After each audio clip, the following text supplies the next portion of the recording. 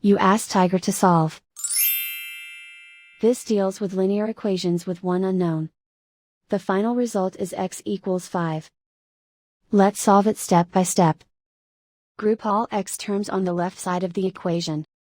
Subtract 4x from both sides. Group like terms.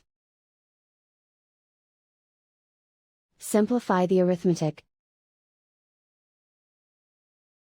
Group like terms. Simplify the arithmetic. Group all constants on the right side of the equation. Add 2 to both sides.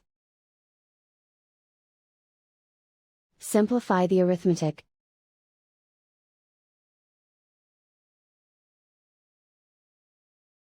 Convert the x into a positive number.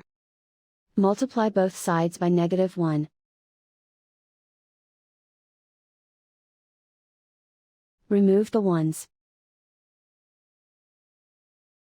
Simplify the arithmetic. And so the final result is x equals 5.